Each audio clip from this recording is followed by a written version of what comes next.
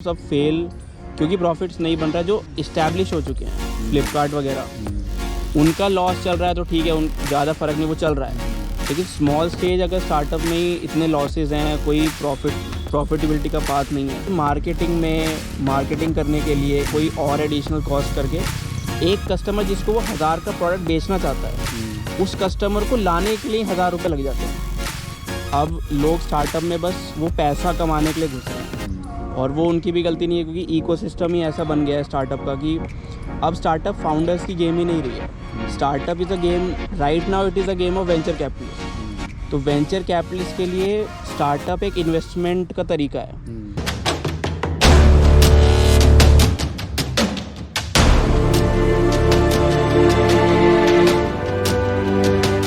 Welcome to this podcast Gaurav. Thank you Samarth.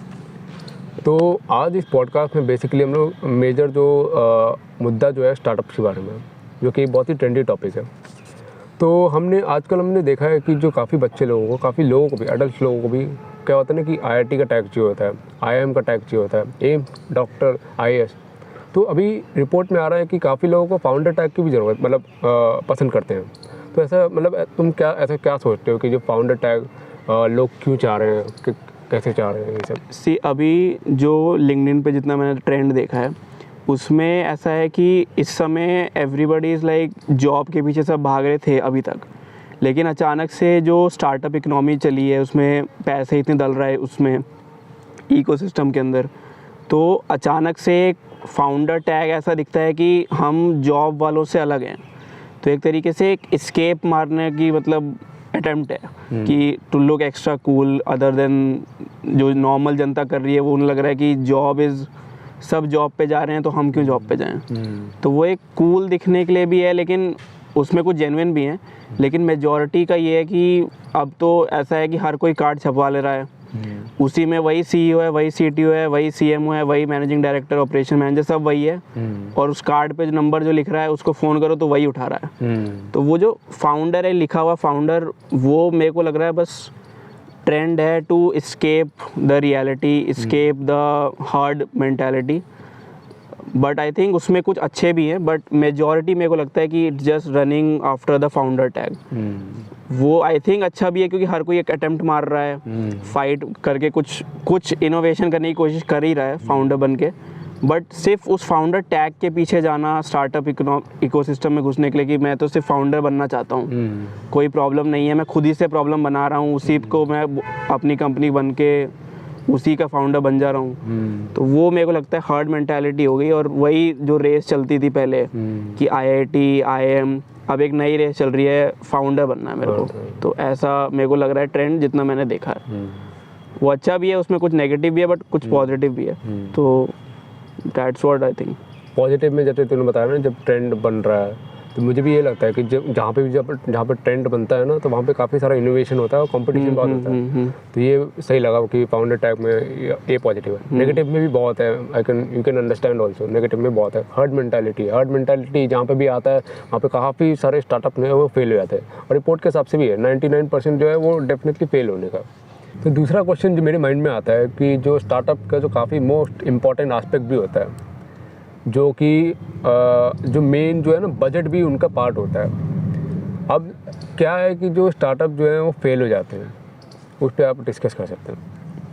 तो majority startups, जितना मैंने देखा है, जितना मैंने केस स्टडीज़ पढ़ी हैं, थोड़ी मैंने खुद भी लिखी हैं, तो मेजॉरिटी मेरे को लगता है कि फेल होने का रीज़न ये है कि अब लोग स्टार्टअप में बस वो पैसा कमाने के लिए घुस रहे हैं। और वो उनकी भी गलती नहीं है क्योंकि इकोसिस्टम ही ऐसा बन गया है स्टार्टअप का कि अब स्टार्टअप फाउंडर्स की गेम ही नहीं रही है। Startup is a game, right now it is a game of venture capitalist. तो वेंचर कैपिटलिस्ट के लिए स्टार्टअप एक इन्वेस्टमेंट का तरीका है। तो वेंचर कैपिटलिस्ट बस उन्हीं में इन्वेस्ट कर रहे हैं, उन्हें जो दिख रहा है कि जो वैल्यूएशन बढ़ जाएगी, अच्छा एग्जिट ले लेंगे। तो फाउंडर्स पे काफ़ी प्रेशर आ जाता है कि वो भटक जाते हैं प्रॉब्लम सॉल्विंग एटीट्यूड से, कि वो उस बात पे आ जा रहे हैं कि बस वैल्यूएशन हमें रेस करनी है। तो इसलिए हम देख रहे हैं पंप अप वैल्यूएशन, उसकी बात भी करेंगे आगे। तो इस समय every founder right now just वो क्या करना चाहता है कि वैल्यूएशन बढ़ाना चाहता है। तो उस रेस में कहीं ना कहीं प्रॉब्लम से भटक जाता है, फिर प्रॉब्लम सॉल्विंग हो नहीं पा रही है, तो उसकी वजह से लेटर स्टेज में राउंड रेज नहीं होगा, प्रॉफिट्स नहीं आएंगे और एक ना एक बार बाद में बंद हो जाएगी। तो वैल्यूएशंस के पीछे भागना, बताना कि मतलब बस वीसीज के ऊपर जाना, ये अब ट्रेंड हो गया है कि बस एक इन्वेस्टर पे जाता है, एक फाउंडर एक इन्वेस्टर पे जाता है, वहाँ से पैसे उठाता है। अब वो पूरा पैसा कैश बर्न हो जा रहा है और बस कुछ प्रॉफिट्स नहीं बन रहा है, लेकिन बस रेवेन्यू रेज हो जा रहा है। रेवेन्यू रेज हो जा रहा है, नेक्स्ट फाउंडर नेक्स्ट वीसी के पास जाके वो रेज वेन्यू दिखा दे रहा है, नेक्स्ट वीसी उस रेज वेन्यू के नाम पे दूसरे फंडिंग कर दे रहा है, फिर वही फाउंडर क्या करता है, उसको भी पूरा कैश बर्न कर दे रहा है, फिर नेक्स्ट वीसी पे। तो फाउंडर बस वीसी टू वीसी ट्रैवल कर रहा है, प्रॉब्लम सॉल्विंग खत्म हो गई है। तो वो एक मेजॉरिटी रीज़न मेरे को लगता है कि स्टार्टअप्स अब फेल क्योंकि प्रॉफिट्स नहीं बन रहा है। जो इस्टेब्लिश हो चुके हैं, फ्लिपकार्ट वगैरह, उनका लॉस चल रहा है तो ठीक है, उन ज़्यादा फर्क नहीं, वो चल रहा है। लेकिन स्मॉल स्टेज अगर स्टार्टअप में ही इतने लॉसेज हैं, कोई प्रॉफिटेबिलिटी का पाथ नहीं है, तो मेरे को वो तो फिर मतलब एक फेल्ड पाथ भी जा रहा है। तो वो मेरे को लगता है कि मेजर रीज़न है कि आजकल जो नए स्टार्टअप्स आ रहे हैं वो उस पर फोकस कर रहे हैं, इसलिए वो फेल हो रहे हैं। तो मुझे लगता है कि जैसे कि स्टार्टअप जो है कि काफ़ी सारे पैसे उठा रहे हैं, वीसी टू वीसी जा रहे हैं, तो उनको ऐसा वो होता है ना कि उनको इनसिक्योरिटी होती है कि हमारा प्रोडक्ट उतना अच्छा नहीं है, लेकिन फिर भी हम लोग कस्टमर को रीच नहीं कर पा रहे। यहाँ पे जो एक आता है कि कस्टमर एक्विजिशन कॉस्ट, जो काफ़ी हद तक जो स्टार्टअप का बहुत बड़ा बजट होता है, तो बजट को कैसे कम करें, या और यू कैन एक्सप्लेन कि क्या होता है कस्टमर एक्विजिशन कॉस्ट? क्या एक ऐसा रहता है कि मान लीजिए कि एक बिजनेस बनाता है कोई फाउंडर और उसे एक प्रोडक्ट बेचना है जो कि 1000 रुपये का है। अब क्योंकि इनिशियल स्टेजेस में कोई ऑडियंस उसके पास नहीं रहती है, बिल्कुल ज़ीरो से स्क्रैच से स्टार्ट कर रहा है, तो उसको क्या करना पड़ता है कि मार्केटिंग करने के लिए कोई और एडिशनल कॉस्ट करके एक कस्टमर जिसको वो 1000 का प्रोडक्ट बेचना चाहता है, उस कस्टमर को लाने के लिए 1000 रुपये लग जाते हैं। तो अब वो कस्टमर मान लो आ गया, अगली बार जब वो कन्वर्ट होगा नहीं, अगली बार कि अगली बार भी उस पर 1000 रुपये कॉस्ट लग गया उसे एक्वायर करने का, तो ये कॉस्ट एक्वायर करने के चक्कर में ही प्रॉफिट बनता नहीं है। 2 लाख का प्रोडक्ट बेचना है तो 2 लाख का वही लग गया मार्केटिंग, तो प्रॉफिट तो मतलब दूर दूर तक नहीं दिख रहा है इसमें।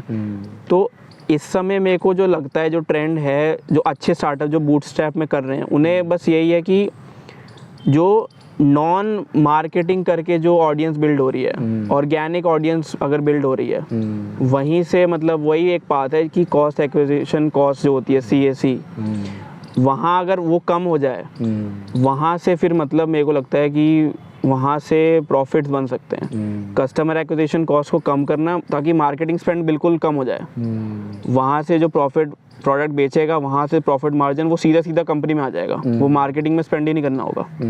तो वो एक मेजॉरिटी रीज़न है कि इतना कैश बर्न है, उसको फिर कम करने के लिए ले ऑफ करके मार्केटिंग में पैसा डाल रहे हैं। बायजूस का केस जो भी दिख रहा है कि ले ऑफ कर रहे हैं लेकिन मार्केटिंग पे कॉस्ट बढ़ता जा रहा है। तो वो मेरे को लगता है कि cost acquisition cost major reason है कि लॉस मेकिंग है, प्लस लास्ट में फिर करा के फिर बंद ही हो जा रहा है, ये मेरे को लग रहा है। अभी रिसेंटली हमने देखा कि इनका जो बहुत बड़ा मार्केटिंग का जो बजट जो है उसमें गया है, मेसी बायजू ने काफ़ी उसमें इन्वेस्ट किया। अब तीसरे क्वेश्चन पे आते हैं। तो तीसरा जो क्वेश्चन जो रहेगा कि जो जैसे कि बायजू हो गया, पेटीएम हो गया, काफ़ी सारे जो फाइनेंशियल एनालिस्ट ना जो कहते हैं कि ये जो स्टार्टअप जो है वो हाईली इन्फ्लेटेड है, लेकिन ये लोग नहीं मानते हाईली इन्फ्लेटेड है। तो ऐसा क्या है कि मतलब इनके बीच में डिबेट चल रहा है कि व्हाट डू यू थिंक कि मतलब ऐसा इन्फ्लेशन क्यों हो रहा है? जब एक फाउंडर वीसी के पास जाता है और वो अपनी वैल्यूएशन एक्सप्लेन करता है, तो रियल जो कॉर्पोरेट्स हैं बड़े बड़े, वो अपना वैल्यूएशन जो पब्लिक मार्केट्स में वो दिखाते हैं कि प्रॉफिट कितना हुआ है। तो प्रॉफिट के बेस पे वैल्यूएशन बनती है कॉर्पोरेट मार्केट में, जो मेजर मार्केट है। लेकिन जो स्टार्टअप इकोसिस्टम है, उसमें जब फाउंडर वीसी के पास जाता है तो वो वैल्यूएशन ऐसे एक्सप्लेन करता है कि मेरे डेली एक्टिव यूज़र कितने हैं, मैंने कितने का प्रोडक्ट अभी तक बेचा है, और मेरा ग्रोथ पोटेंशियल क्या है। ग्रोथ पोटेंशियल मतलब मैं कितना ग्रो कर सकता हूँ। तो वो प्रॉफिट्स की बात ही नहीं कर रहा है, प्रॉफिट वो बता ही नहीं रहा है कितना हुआ है, वो बस ये बता रहा है कि मेरा ग्रोथ पोटेंशियल कितना है, मेरा एक्टिव यूज़र बेस कितना है, और मैंने अभी तक कितने का बेचा है।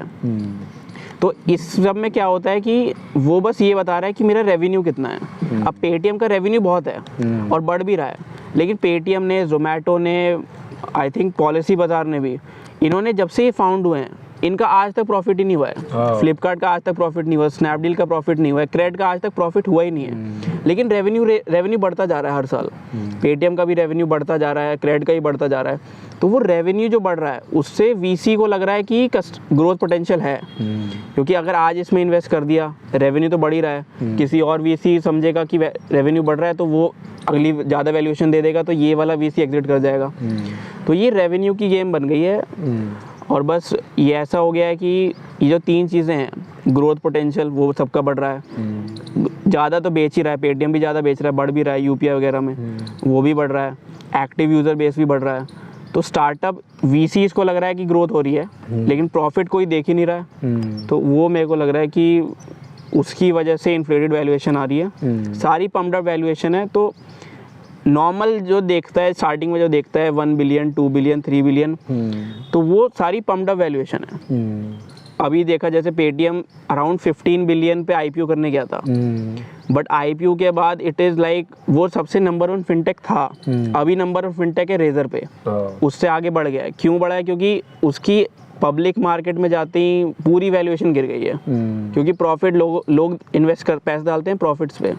वीसीज को एग्जिट मिल गया अच्छा आईपीओ से, लेकिन अब पब्लिक का जो थोड़ा पैसा वैसा फंस गया है, तो पब्लिक मार्केट्स में तो पम्प्ड वैल्यूएशन दिख जाएगी, वो अपने आप गिर जाएगा। बट स्टार्टअप इकोसिस्टम में तो पम्प्ड वैल्यूएशन ही चल रही है इस समय। तो वो फैसिनेटिंग जो हम हो जाते हैं कि 2 बिलियन 3 बिलियन, वो मेरे को लगता है गलत है। हमें एक्चुअल देखना चाहिए कि कंपनी का इकोसिस्टम क्या चल रहा है, अंदर क्या चल रहा है, प्रॉफिट्स कितना हो रहा है, कितना मार्केटिंग स्पेंड हो रहा है, कैश बर्न कितना है, तो वो देख के हमें होना चाहिए। ऐसा बस वैल्यूएशन देख के फैसिनेट नहीं होना चाहिए, मेरे को ऐसा लगता है। ये काफ़ी हद तक मेरे को लग रहा है कि ना, मतलब इसमें मुझे सिमिलरिटी दिख रही है स्टॉक मार्केट में, जिसमें कि एक इन्वेस्टर जो है, बड़ा इन्वेस्टर, वो पंप अप करता है, लेकिन बाद में वो स्टॉक को सेल करता है। तो क्या पता कि वो उसमें भी हो सकता है। ये एक बहुत बड़ा डिबेट है। अब चौथे क्वेश्चन पे आते हैं। तो चौथा क्वेश्चन बेसिकली ये रहेगा कि जो स्टार्टअप जो है, इन्फ्लेटेड वैल्यूएशन इनका मतलब कई बार होता है कि करना ही पड़ेगा, वो there is no other option. अब ये लोग कैसे करते हैं? अब वही जैसे मैंने बोला कि फाउंडर्स, अब क्योंकि प्रेशर आ गया है, फाउंडर पहले अकेला आता है, उसका 100% स्टेक रहता है कंपनी का।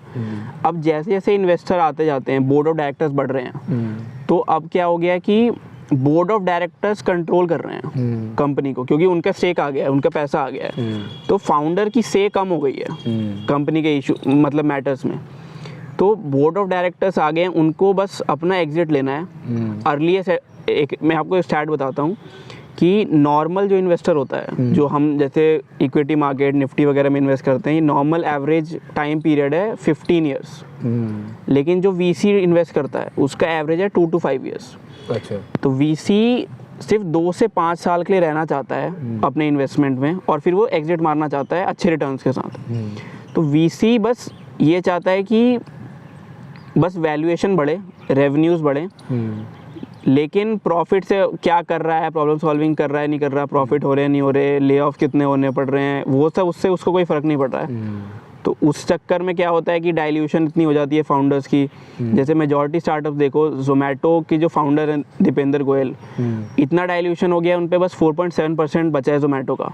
हाईएस्ट अगर आप देखो तो विजय शेखर शर्मा के पास है अराउंड 15%, 14.97 है, अराउंड 15% उनके पास बचा है। तो इतना डाइल्यूशन हो गया, उनका भी से कमी हो गया होगा, क्योंकि बोर्ड ऑफ डायरेक्टर्स इतने सारे बढ़ गए हैं, इतने सारे इन्वेस्टर्स हैं।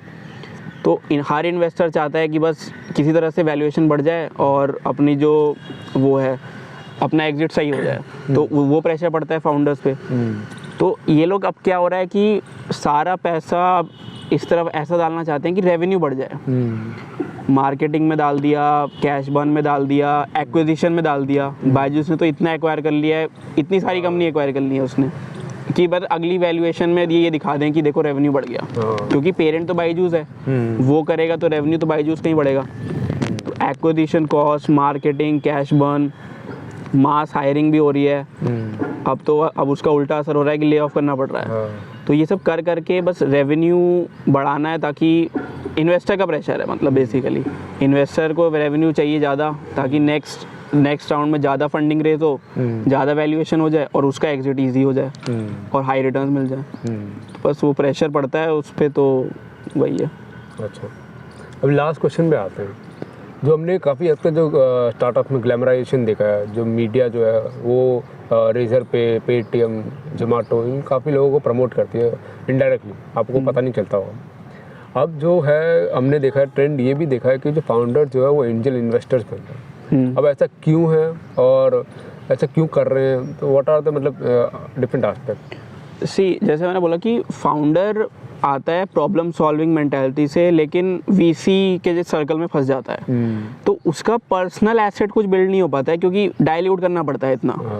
तो लास्ट में मतलब फाउंडर्स को भी सैलरीज मिल रही होती हैं, लाइक विजय शेखर शर्मा के अराउंड सबसे हाईएस्ट सीईओज में वो 4 करोड़ कुछ। अच्छा। नितिन कामत है बट वो बूटस्ट्रैप है तो उनका गिनते नहीं है। तो विजय शेखर शर्मा की 4 करोड़ पर ईयर सैलरी है, दीपेंद्र गोयल के अराउंड 3.5 ऐसे ही कुछ है।